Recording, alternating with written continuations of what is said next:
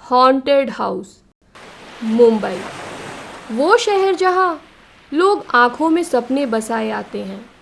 दिन की रोशनी और रात की चकाचौंध हमेशा न इस शहर को जिंदा रखती है, पर इस रोशनी और चकाचौंध के पीछे छिपे हैं कई राज जिनको किसी ने जानने की कभी कोशिश ही नहीं की, क्योंकि जिंदगी यहाँ चलती नहीं, दौड़ती है।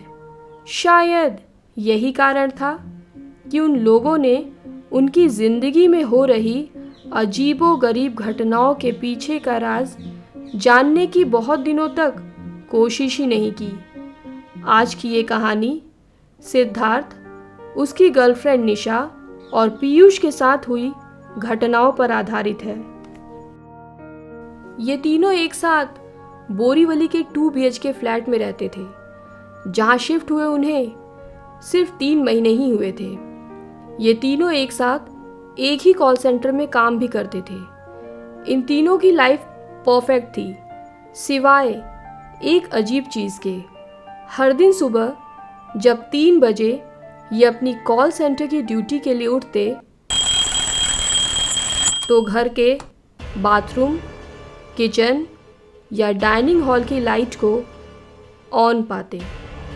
एक दूसरे से सवाल जवाब करने पर एक ही नतीजा निकलता, और वो ये कि उन तीनों में से किसी ने भी रात को बाथरूम, किचन या डाइनिंग हॉल की लाइट नहीं जलाई थी। इस अजीब घटना की शुरुआत आज से 3 महीने पहले हुई थी, जब वो इस घर में शिफ्ट हुए थे। लेकिन ये घटनाएं सिर्फ लाइट के ऑन ऑफ रहने तक सीमित नहीं रही, क्योंकि धीरे धीरे एक के बाद एक अजीबो-गरीब घटनाओं ने उनके दिमाग में कई सवाल खड़े कर दिए।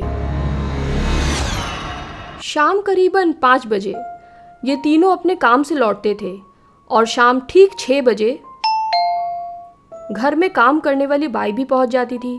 कभी कभार इस बाई के साथ उसका बच्चा भी आता था, जो पूरे घर में खेलता रहता और उनके सामान से छेड़छाड़ करता रहता।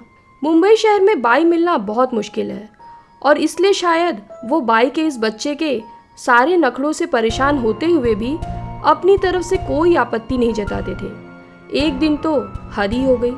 जब सिद्धार्थ और निशा घर लौटे तो पाया कि बाई का बेटा उनके घर के ड्राइंग रूम में खेल रहा है। उन्हें लगा बाई उस दिन काम पे जल्दी आ गई है, लेकिन आश्चर्य की बात तो ये थी कि बाई उन्हें सारे घर में कहीं भी नजर नहीं आई। उन्हें लगा शायद अपने बच्चे को उनके घर पर खेलने के लिए छोड़कर बाई बगल वाले शुक्ला जी के यहाँ काम करने चली गई होगी। सिद्धार्थ बहुत गुस्से में था आज, क्योंकि काम वाली बाई के रहते उसके बेटे का आना और उसके घर में खेलना तो ठीक था, लेकिन बाई अपने बेटे को यूं उसके घर में छोड़कर किसी दूसरे के घर में काम करने जाए, ये उन्हें सही नहीं लगा।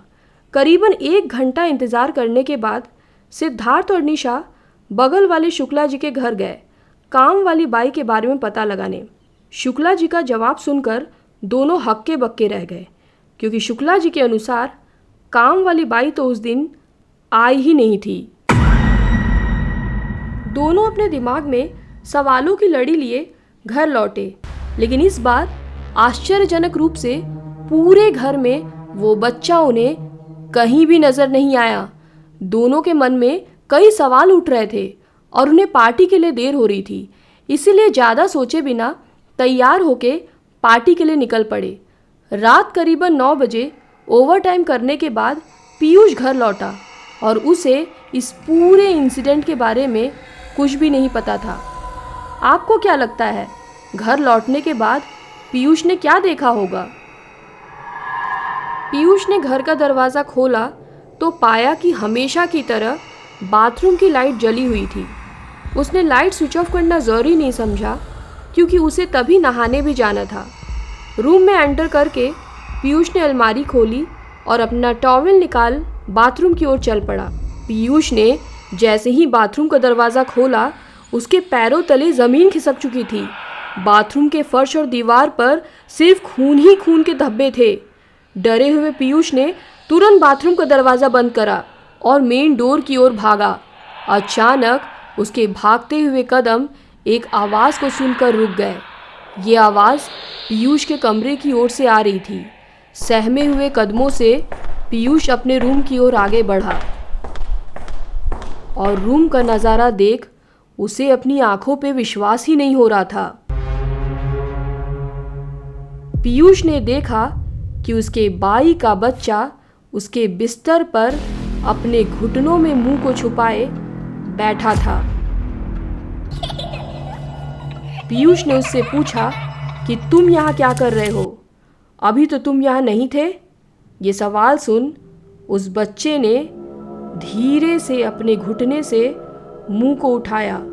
उस बच्चे के होठों पे एक अजीब सी मुस्कान थी, मानो जिसमें कई राज समाये हैं। ये सब देख पीयूष अंदर तक डर चुका था। वो तुरंत दौड़ता हुआ उस घर से बाहर भागा।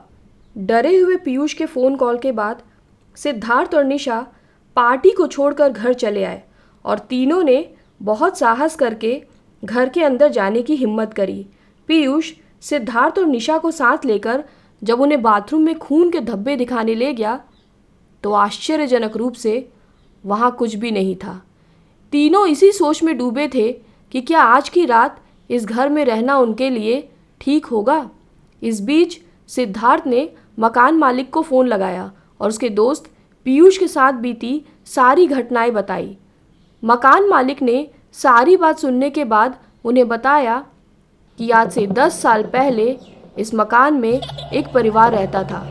कर्ज के बोझ में डूबे रहने के कारण इस परिवार के कर्ता ने पहले अपनी बीवी और अपने बेटे की बेदर्दी से हत्या करी और फिर खुद फांसी लगाकर आत्महत्या कर ली। जैसे तैसे आज की रात सिद्धार्थ, निशा और पीयूष ने उस घर में गुजारी और सुबह होने का इंतज़ार करने लगे, क्योंकि उन्होंने फ़ैसला ले लिया था कि सुबह होते के साथ ही वो इस घर को छोड़कर कहीं और शिफ्ट हो जाएंगे। अगले दिन जब काम वाली बाई उनके घर आई तो सिद्धार्थ, निशा और पीयूष तीनों उस पर टूट पड़े। एक के बाद एक सवालों के बौछार करने लगे उसके बेटे की अजीबोगरीब हरकतों पर और विवादास्पद स्थिति में उसके बेटे की मौजूदगी पर। 5 मिनटों तक स्तब्ध रहने के बाद काम वाली बाई ने अपनी चुप्पी तोड़ी और बस एक ही बात कही कि उसके पास उनके सवालों का कोई जवाब नहीं, क्योंकि उसका तो कोई बेटा ही नहीं है।